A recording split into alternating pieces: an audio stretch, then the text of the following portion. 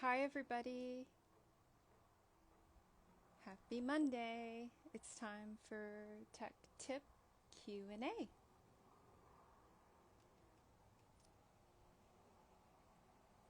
I'm going to wait for everyone to join us.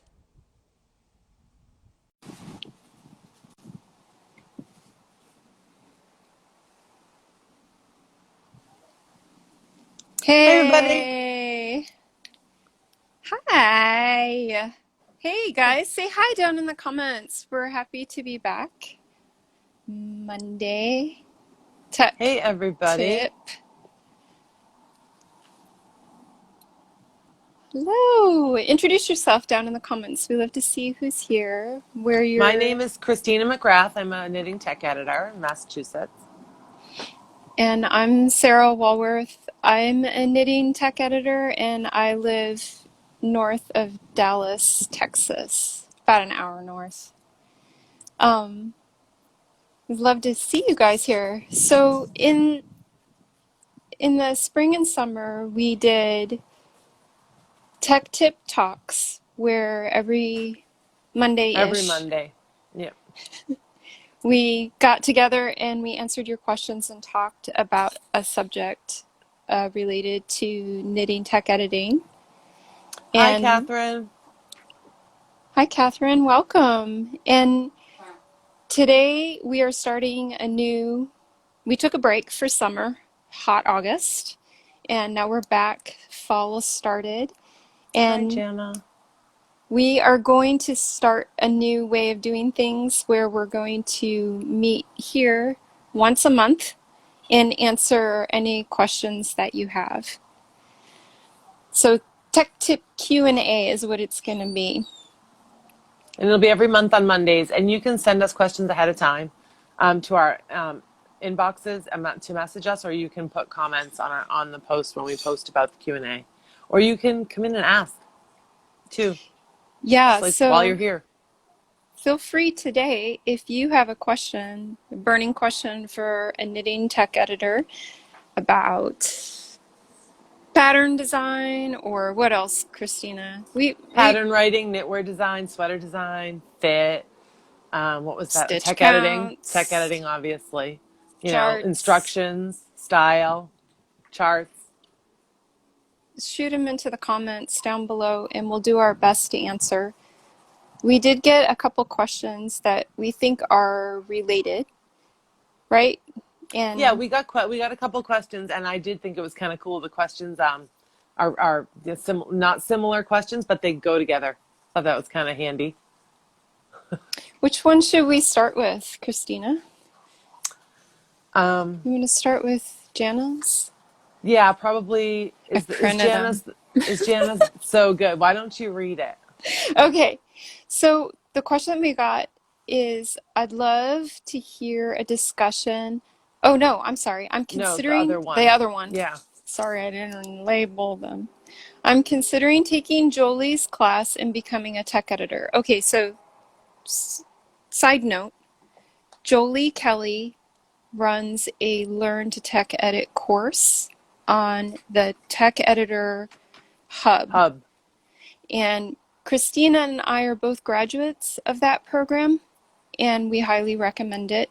So the person who posted this question to us is considering taking Jolie's course and becoming a tech editor. The intersection of knitting, Excel, clarifying, and helping craft a pattern sounds like my happy place and a great match for my skills. My question is this something I can realistically develop as a second career?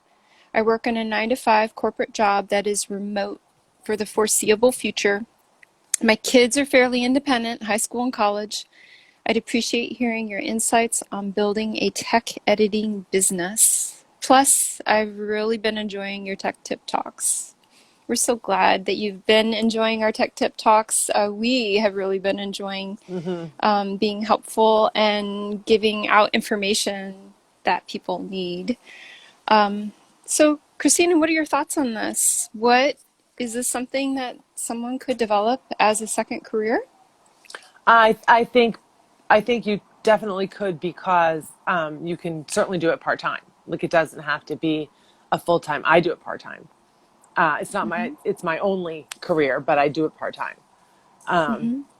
So I guess it would really just depend on how much you like to work, how many extra hours you have after you've done your other job, how much extra time you have that you want to devote to it. Because to make it a career that will give you consistent work, you'll need to do things consistently, and you'll need to be sure that you're able to do what you need to do to build your business consistently, and not just once in a while or when you have time. I think the key to making it a successful job, whether it's part-time or full-time for you, or your only job or your second job, I think it's consistency is key. You have to be able to reach out to your audience and to interact with your clients on a regular basis.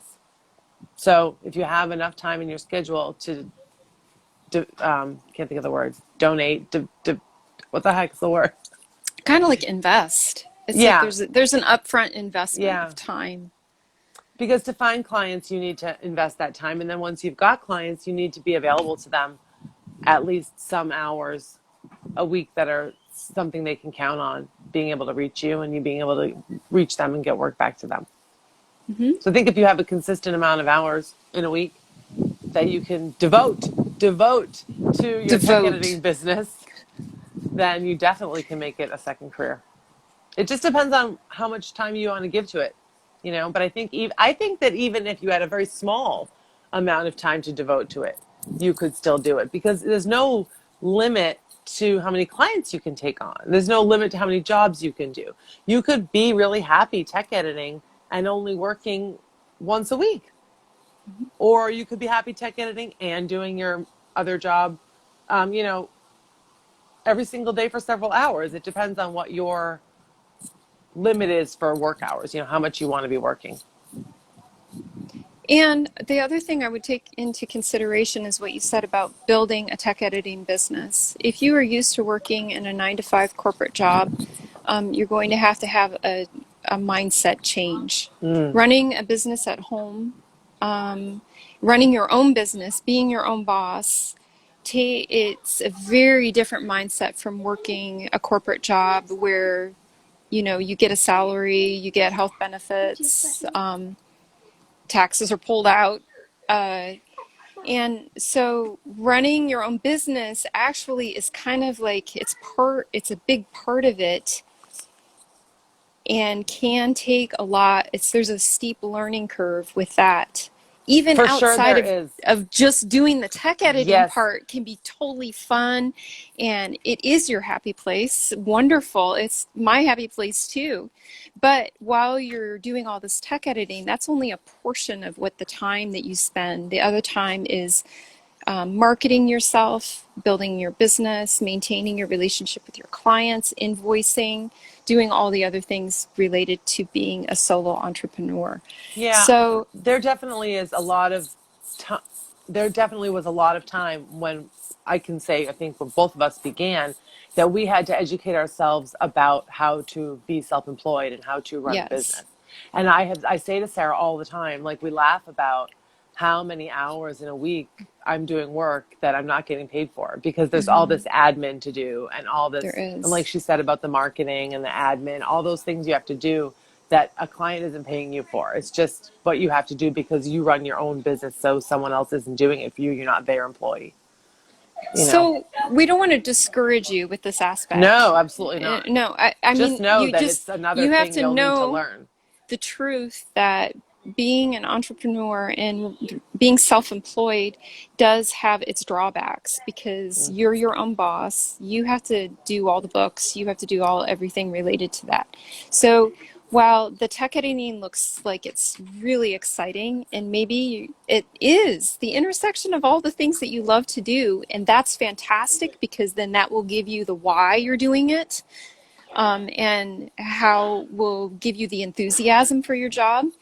Just realize that there is the other half of that you're going to have to face, which is running a business. But So that's also a bonus, right? it I is. mean, the fact that you're your own boss is a bonus. So it Hmm. creates extra work, and it's a whole learning curve you have to go through, but it's not a bad thing It's not a to bad know thing. how to do, Ju- not a just bad thing be to know how to just do. be ready that there is that aspect of it. Hmm. And the other thing that I do want to mention is that if you're working a 9 to 5 corporate job, you're probably it will you may not. I don't know how to put this in a way that isn't discouraging too. I work full time at my business, but my business has a lot of things in it besides tech editing in order for me to get a full time income. So the tech edit, I can really only tech edit for about 4 hours a day. Oh, that's kind of pushing it even too. I don't know about you, Christina. So the actual tech editing part may only be able to be a part time job because after a while your brain can only do so much. So you may need to Tech also editing is like deep brain work. You really have to, deep, it's deep really brain deep. work. It's really heavy stuff. So, Right. and I find that to do you need to get in that place and stay there for a long time to be able to do it. I certainly take breaks. Do not get me wrong. I don't Hmm. tech edit for 4 hours straight. Like I take lots of breaks. I do too. But no, I don't. I don't. I I don't know. Probably don't do more than 5 hours of tech editing. If, like you said, 4 or 5 a day.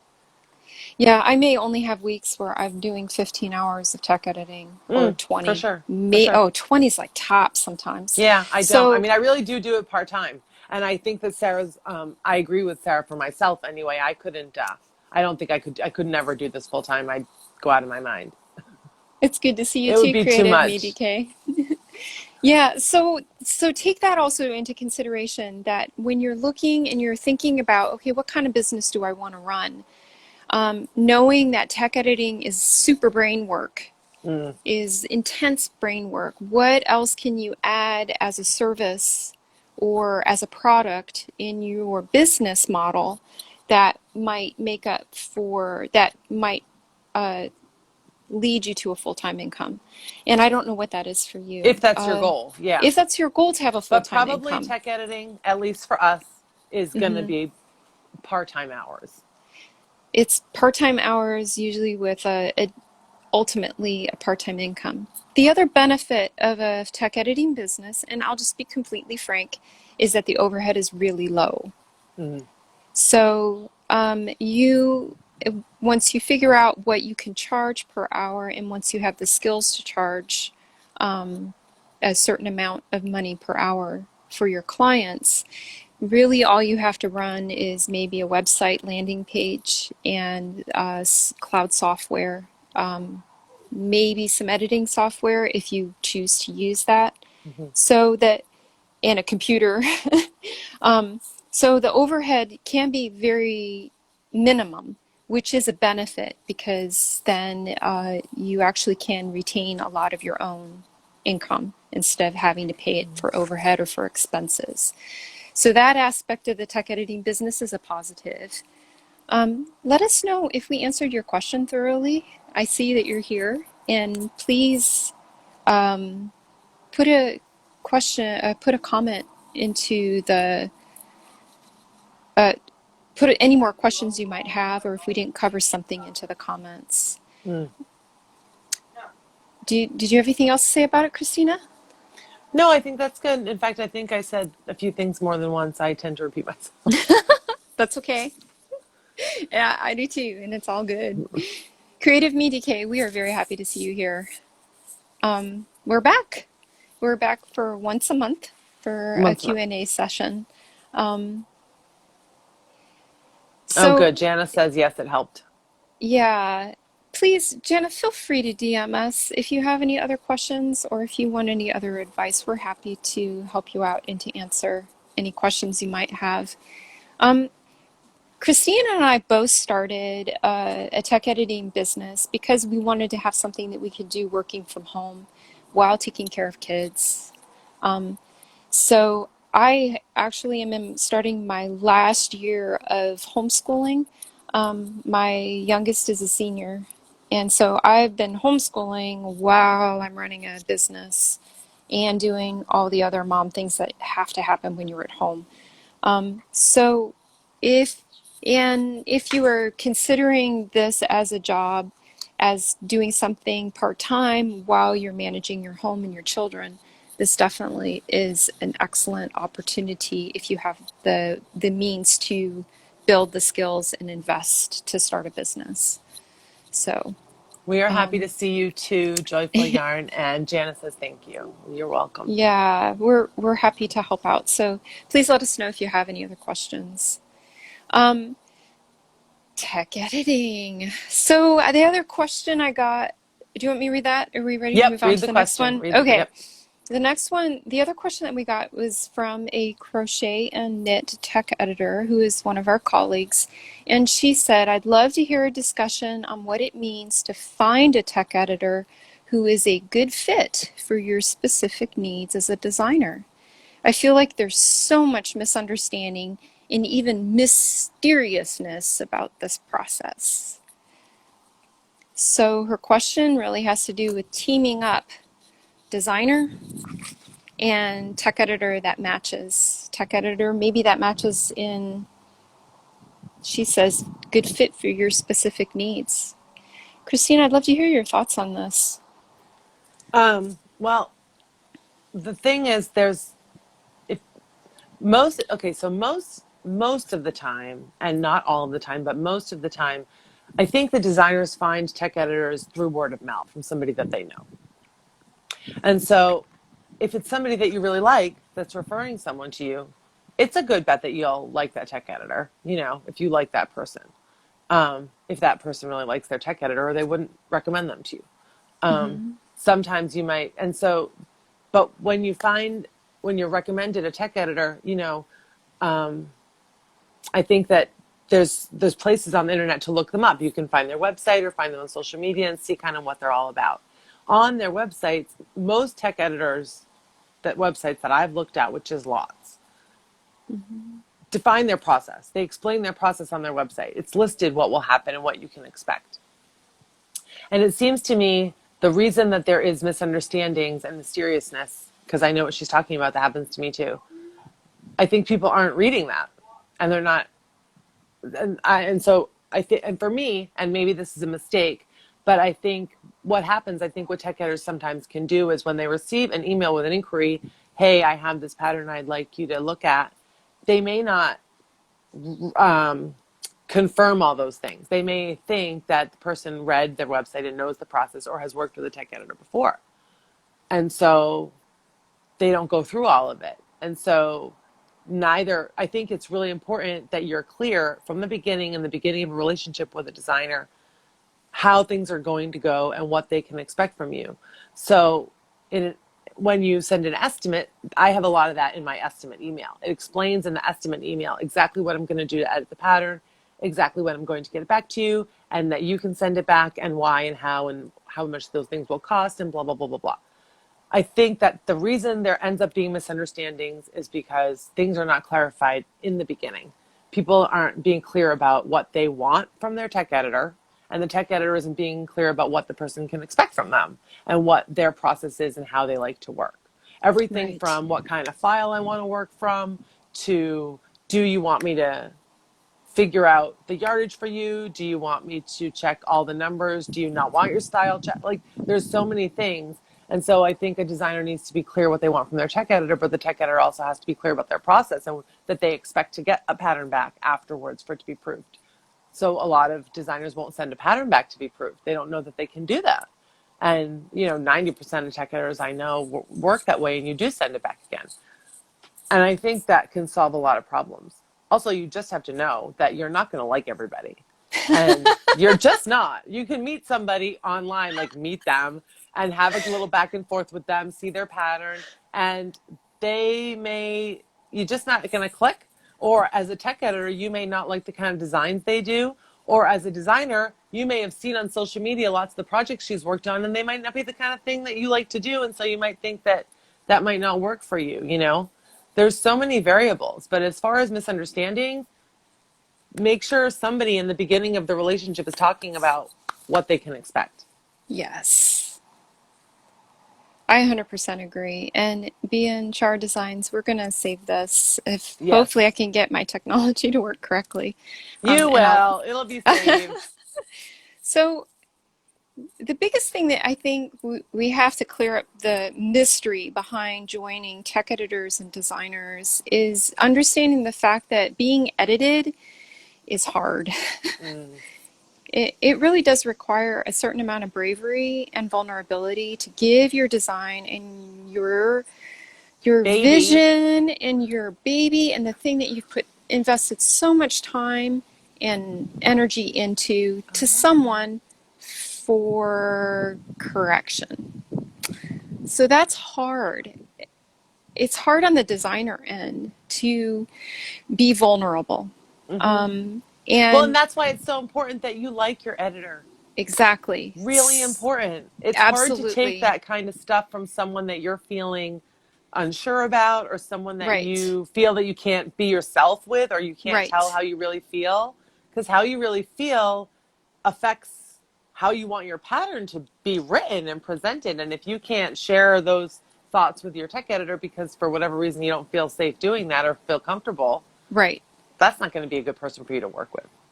So I did a little, I actually think that this topic is incredibly important because a good editing relationship results in a success for the designer and it translates into trust with their knitters. So it Right. actually it cascades. A good relationship with your editor yields confidence in your pattern, and then it yields your confidence in your knitters in your design skills. Any good pattern that you see now being promoted on in the various places in the internet, the best patterns have all been edited. There's an editor behind the scenes working, even if their work is not Mm. visible to you. So that relationship is super important, that it be positive, that it be constructive, that it be something that results in success for the designer. And a good editor already has that at the core of their being. They want the designer to be successful. They want this pattern to be top Of notch. course. That's what editors are all about. We're kind of funky people in that we love to make things right. So building that relationship of trust between an editor and a designer requires some communication and For also sure. understanding each other. So I kind of wanted to give my thoughts on this process because I've done it I've ghost written patterns and also helped designers. And I've also been on the tech editing side of it where have a relationship with designer clients. Everybody works differently. So the way that I edit is I'm a one and done. I want the whole pattern all at once. I want to give you all your edits. I may give you multiple file edits, right? Like a tech edit and then a style edit. Right. There And are and I'm sometimes going to you do give need you to do that. everything in one swoop. I want you to correct it and give me back a proof and we're done. That's how I work. This is my method of working. Um, Other editors, it's not the same. Some will want to fix it for you. Some will just point out mistakes. Some will just make suggestions. Some will ask a lot of questions. Some are very willing to go paragraph by paragraph. One email. What about this paragraph? Okay, let's get this one right. Back and forth, back and Right. forth.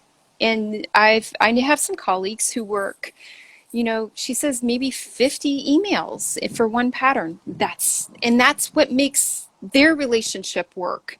So you have to think about as a designer and as an editor, how do you do your best work? So my best work is I am super focused. I want to get it all done. Maybe as a designer, maybe you need some hand holding. Maybe you don't want to be told what to fix. Maybe you do want to be told, please just tell me how to fix it. And that requires communication between you and the editor. So some of this can happen when you have an inquiry. Um, you can discuss with the editor, hey, I'm looking for a new editor. This is how I like to work. This is the kind of patterns I love to design. This is my here is a sample pattern of, something I previously published.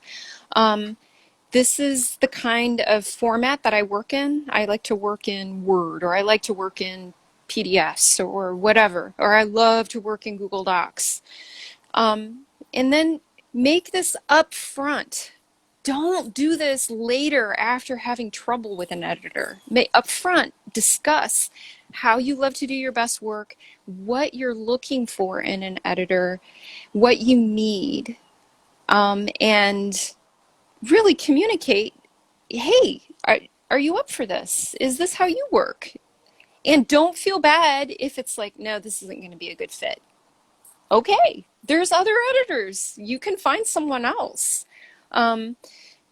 So, and editors have specialties too. Like, for instance, I don't do socks. And I would like to send my brioche to Christina. So also just take that into consideration too. If an editor does are your kids happy? I'm sorry, I'm totally distracted.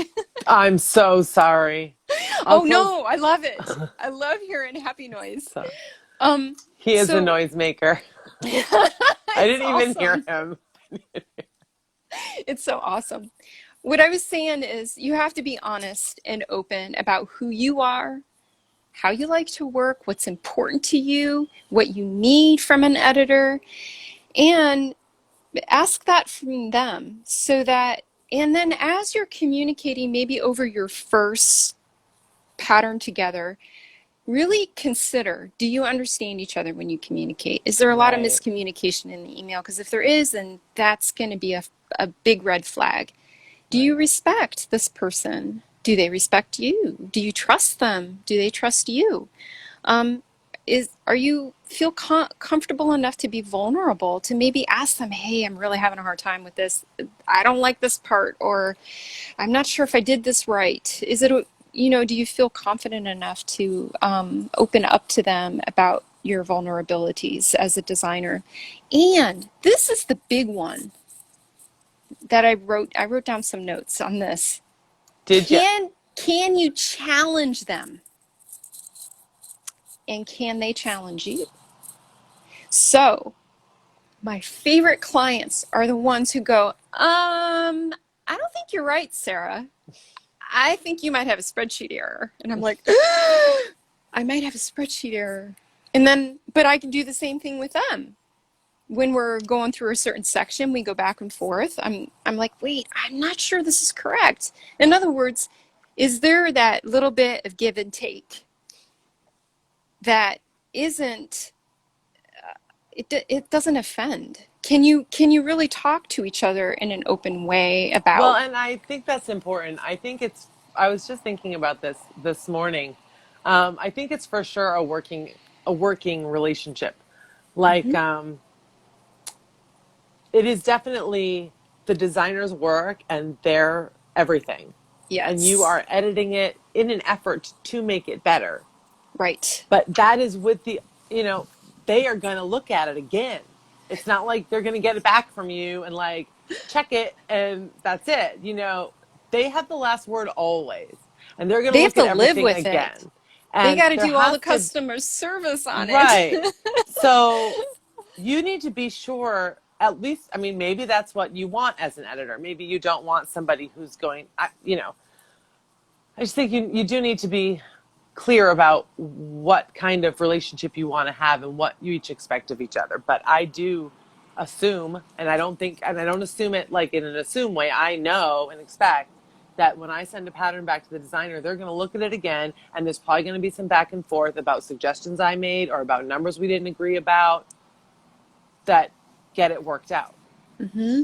It's not going to be just it's definitely a working relationship. I don't think it's just I'm not making any sense. Do you know what I'm saying? No, I know exactly what you're saying.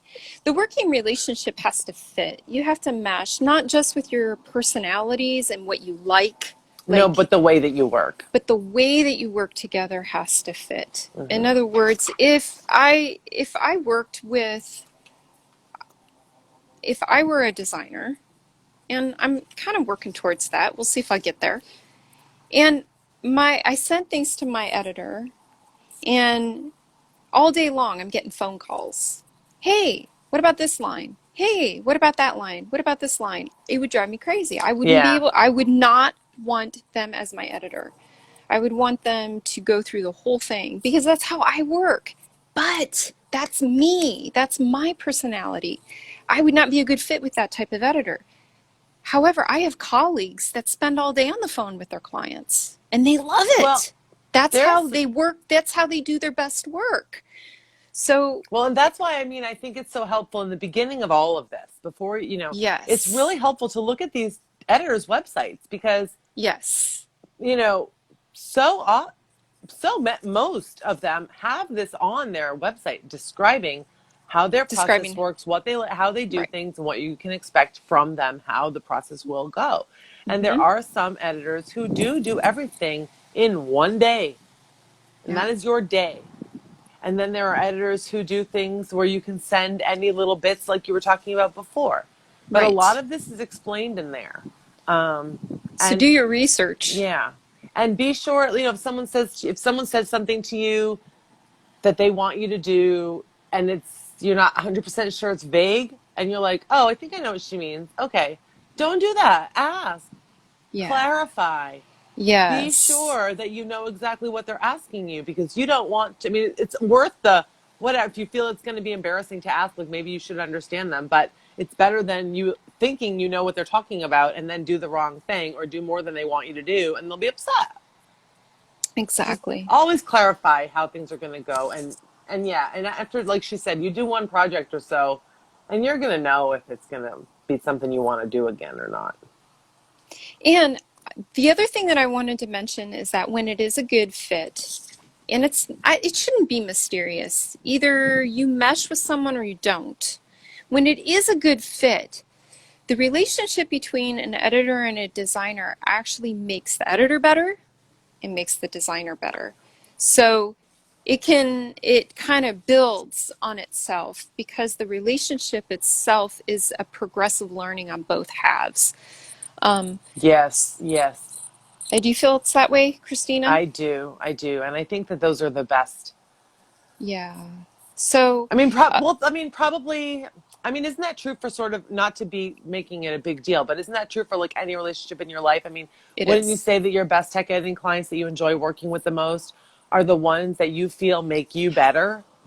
You know, and that you Yeah. hope might say that, and that you hope might say the same thing about you, right? I mean, Yes. and make you feel like a good editor, better editor. Jackie says it is totally that way. I have learned and grown so much working with Oh. Christina. Yeah, but same. Do you know what I'm saying? Like, Yes, same for me. it is. Thank you, Jackie, but the same for me. And I think that Mm-hmm. that's why our favorite clients are the ones that we connect with the best, we work with the best, and that we end up being better because of, and hopefully they do too, you know? So wait, before we go to the next question though, I do want to say is if you're not meshing and really listen to your gut, if when you see the email coming from your editor, you're like, I don't want to deal with this person, then you need to really consider honestly with yourself. It's okay to just say, hey, I don't think this is working out. And or just say to pay the invoice and find another editor. Um, there are many of us, and we all have different personalities. We all have different backgrounds. We all have different ways of uh, communicating, different ways of working. So there's definitely someone out there that can fit your need Yeah, and there are a your lot of particular editors and a lot working of style. designers. So don't give up and there's no shame in editor hopping until you find the one that works, that meshes with you, that you're like, I never want to let you go. So the next question was Joyfully Arness, how do you deal with a hard client? Can you clarify exactly what you mean by hard client? I mean, obviously we can think of lots of We things that would make it hard, but do you have anything specific that you were thinking? And if you don't have to say things in a way that you think might No. out someone, Oh yeah, no. but maybe be a little bit more specific of what exactly you mean by hard. Because patterns can be hard. That doesn't mean necessarily mean the client's hard. Maybe But it's maybe just someone who's difficult hard to work. work with, someone who's difficult to work with. You know, Yes. I think that like she just said, if you find that something is difficult for you to deal with, maybe think about what that thing is when it's not a good match, but you already started tech editing the project. I would say take it as a huge learning. Take it Mm, as this is my school right now. yeah. This is my hard lesson that I'm Like going for to me learn. personally, if I've promised that I'm going to get a pattern back to you, I don't want to, just for me personally, I don't feel right about partway through the project bailing. Hmm. But that said, there can be extenuating circumstances where you really think that it's not going to be good to finish this project and finish working with this person. It might not be, it might be a toxic situation or a Yeah. bad environment, and you need Yeah. to give yourself permission to know the difference between I really can't stand this lady, I'll never work with her again, but I'll finish the project because I want to get it done, but I'll learn my lesson. Or oh, I have to stop, like this is not a good situation for me, right? And then write that hard email. And I think that lots of times something that can help is to be as helpful as you can be while Hmm. still separating from this client. Like, is there anything you can do or a way that you can help while still not working for them with them? Like, maybe you can recommend them or you can suggest people they can Hmm. work with, or Hmm. let them know anyone who's good at this particular projects that they like to do, or anyone who likes to work this way, or things like that. And always ask those people first, if they're happy with you sharing their name. But she says, great approach. Okay, or your name is involved, but they do not take your advice. Oh, If they that's don't take tricky. your advice, I would then ask them maybe if they'd leave your name off of it. But mhm.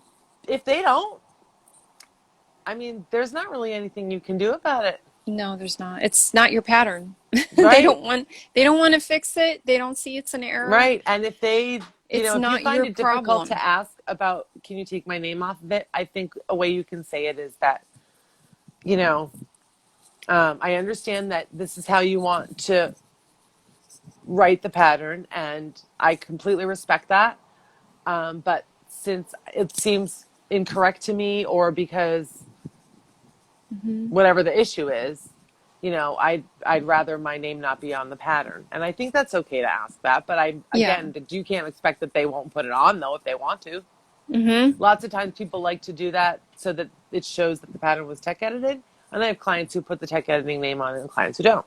And to me, tech editing is something that like happens in the background. Like I don't ever think I'm gonna be on a Yeah. pattern, but some people really do like to include that both for credit and also um, to show that the pattern was edited. Hang on a second, I'll be right back. Gotta get my daughter Sure. back to school. Thanks from the bottom of my heart. You're very welcome. I wanted to mention one more thing though. Like I said before, turn this into a lesson for yourself. Take this as a huge learning point for your business and for your personal boundaries as a tech editor. So, what I have done in the last couple years is when I have a hard situation with a client and either things don't go the way I expect or I start to have there's certain things that just didn't work right. There was not the mesh for whatever reason. I I take a break first of all from the situation. Then I take a critical eye at my own work and my own person, my own reactions, my own communication, and I make a list of the things that are required. She's back. I make a list. I take this bad, hard situation, take a little bit of time away from it, and then I make a list of the changes I want to make in my own personal policies and in my own personal boundaries related to my business for future reference. And it's only me, only I see it.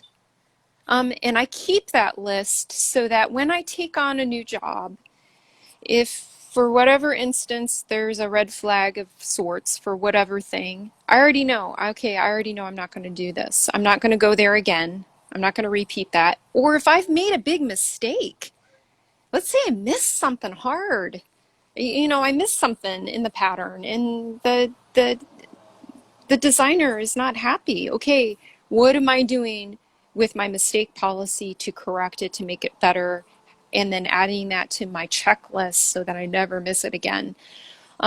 So every situation in your business like this that happens is an opportunity for you to grow as a person, for you to set your boundaries of what you are willing to do and not do, and also for you to learn how to communicate with others in a way that's constructive and helpful and leads to really good business relationships. That's how I do it, because otherwise I would find myself in the same situation over and over again, and I don't like that. I don't want to be stuck. So I've had to make business decisions that I've made, then I keep my own personal priority list of my personal boundaries and the things that I want to work on and the things I don't want to work on, and also how to avoid certain issues. I don't want to say more than that because I don't want to bring up things that are not something for public consumption. But just so that you have a little bit of a behind the scenes, as a business owner, use everything as a lesson to grow your person and your business, to move forward instead of letting it stifle you and stumble you. Yeah. And respect your boundaries, right? Yes. Even if you feel Yes. guilty or whatever, respect your boundaries and remember that you did this for a reason and Right. you feel this way for a reason that is important, even if someone doesn't agree with you. And I also think it's important to say that it's okay for different, different clients that you have, that you may work with them a little differently. And that Yes. your communication with them might be done differently than with other clients. Like, Right. I mean, it's like your kids, right? I mean, you parent them kind of differently based on what they need and how they work best. So that's going to be the same way with clients that you work with. Not everybody's going to communicate in the same way or at the same times. And not everybody's going to have the same needs, and so it's okay. Mm-hmm. And it's okay to just keep on keeping on until you find the people, Joyful Yarn, that are willing to receive your help and receive your skills and your Well, and I don't know if service. you said this when I was gone, but always do be sure if you're and be sure if you're making a sticking point, like you don't want to let it go, you want to make sure they catch this error that you're pointing out. Be sure that it is an error. Be sure that it Yeah. isn't. Be sure that it is an error. Be sure that it isn't your error, and be Double sure that check. it's also not just an opinion. Like if it's a style Yes. issue that they got wrong or some sort of wording in the instructions that you disagree with, You can let it that's go. okay. Like Yeah. that's not a mistake. You know what I Right. mean? So Make be sure that it double really is an check. error. Make sure Yeah. you haven't made a mistake in your spreadsheet or the way you interpreted the pattern. So Mm-hmm. whenever there's some error that, like if I make a mistake or if I find an error in a pattern, I always defer to the designer first. I always assume that it's my mistake. I always assume it's my mistake first and I double check it Me too. to make sure, okay. And then I double check the gauge. And then I double check, did I count the rows right? Then I Be double sure check. that it's your mistake because I can tell you from personal experience that when it turns out that it's not, that it is your mistake and you counted it as their mistake is mortifying. Okay. It's Okay. definitely not a good day in edit It's land. not the good day. It's not the good day. So always double check to make sure it really is Right. your mistake. And then when you're making something a sticking point, like if I get something back a couple times and they still haven't corrected it, Ask why. I'll ask why, but sometimes I'll just think about it like, is this really wrong? You know, I mean, if it's a number, like 2 plus 2 is 4, that's wrong if you get it wrong. But Right. something else, always think about, like, is it really a mistake or is it just how they want to do it? And if they haven't told you that it's how they want to do it, make sure you ask, like Sarah said, because they may have just missed it. Sometimes Mm-hmm. people just miss things. We all miss Uh-huh. things. We all do. We all miss things, right? Jackie Jackie. says, okay, but you're human. True. And And designers should designers not should be not be assholes. True. None of us should be. Let's That's all be awesome. kind to one another. But really, Joyful Yarn, it's okay to, if they haven't taken your advice, then you just, you send a note and say, hey, I marked this, and here's the reason why I marked it, and I think it's an error. So is there a reason why you're not correcting it? Am I Right. missing something? Is there something like previously farther up in the pattern that I'm not making the connection for? So that has a lot to do with our communicating with designers too, in a helpful way. Like, what am I missing? I'm here to help you. So why are you not taking my advice? Frecklecraft says it's a partnership. You have to work together. Absolutely. And that's why it's so important to find someone you click with. And like we've Yes. said before, like there's millions of tech editors, millions of designers. There's plenty of other people. You don't have to ever feel like, you know, Yeah. you've left someone in a lurch permanently because it didn't work out. And here's the other thing. If you really don't want to work with someone, you need to let them know ahead of time. Don't let them, if you're not going to work with someone anymore, just communicate it in a way like, hey, after this date, you know, or after this pattern, I think it's better if you work with someone else, and here's a list of references. Or I am not good at wording this, but Just be clear. Be be clear. clear. And those Be clear and emails can be kind. really hard to write. Like those emails can be really hard Yes. to write. I even sometimes have a hard time, you know, thanks for that. My first tech editor did not really click with me. Yeah. Yeah. That's okay. It's There's a whole bunch happens. of them, of us, There's more. a lot of us. You find someone that, hopefully, Find have you someone found else. someone else that works best for you, that works the way you like to work? So, Because you do and want that, to be clear. And sometimes those emails are hard to write because you're like, oh, this is, you know, you don't want to be right, confrontational or anything, but right, just ask. Seriously. You know, yes. And we are all human. if you're looking for a tech editor, there are a few places that you can go to find a tech editor. Let's see. The tech the Tech Editor Tech Hub. Editor Hub on Facebook. She has a spreadsheet of everyone that's taken her course to get trained. The Knitting Guild Association has certified tech editors. They have a list on their website, Mm-hmm. TKGA. You can go to the Facebook page for the Tech Editor Hub and post an inquiry. Hey, I'm looking for a tech editor to edit such and such And type of yeah, and if you pattern. don't want to do that, like she said, Jolie's website and the Knitting Guild website has a list. They have a list. Then you also can, some people list their tech editor on their patterns. If it's a pattern that you Mm-hmm. admire and you're like, hey, that's really well done, reach out to their tech editor. Or ask another designer, who do you use? Mm-hmm. And who would you recommend? Sometimes that's the best way to find someone who might work well with you. You can also go to Instagram and like hashtag tech Just editor. hashtag tech editor. Or Tech Editors of Instagram is another hashtag.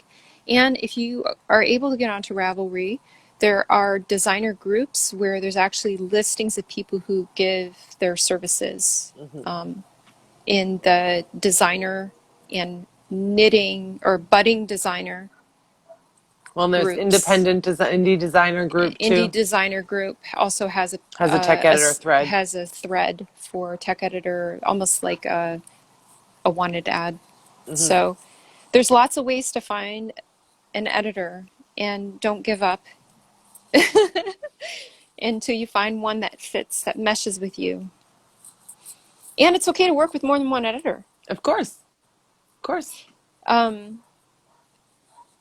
I recommend interviewing a few tech editors before you settle on one or two. That's exactly it, Melissa. Well, and Do. not everybody uses only one tech editor. Oh, yeah, a lot of people use A multiple lot of tech people use editors. many. And that's all good. There's plenty of work to go around. So we covered a lot of ground today, Christina. What time is it? It is 12:51. We better go because I'm going to run out of time. we gotta we have to upload this before it gets to the hour mark or it won't Right. Yeah. save. No, and it won't So save. And we actually got asked about that, so you best not let that yeah, happen. we want to save this. This is some good material. Thank you all for joining us. It's really wonderful to see all your comments and to get your feedback and your questions. We are going to be here once a month. We'll post it on our feeds and we'll do a live tech editor Q&A where you can ask us any question that you have, a burning question for tech editors. Thanks so much yet again. You're very welcome, Thank you guys Goody26. for being here. Thanks for being here. Thanks for asking great questions. Thanks for being Oh, you. good. We're glad we made your day. We wish you the very best with your client. Do let us know if we can help in any Yeah, other let us way. know how it goes. A Creative Media Case says more editors on one pattern or for different patterns. There can be Both. multiple, both, yeah. Sometimes a really Some complex pattern requires two sets of eyes, one for style, one for tech, or one for just to kind of make sure we caught some everything. designers just do 2 edits as a matter of course. Mm-hmm. It's just they do. And then there are clients who designers, excuse me, who use many checkers depending on who has time or Who has people might who who has likes time. brioche and socks Right. and brioche socks? Right. Right. Right. So, well, you all take care of yourselves. Have a great month. We'll see you around, and See we'll you be next month. back a month from now. Take care of yourself. Bye bye. Bye.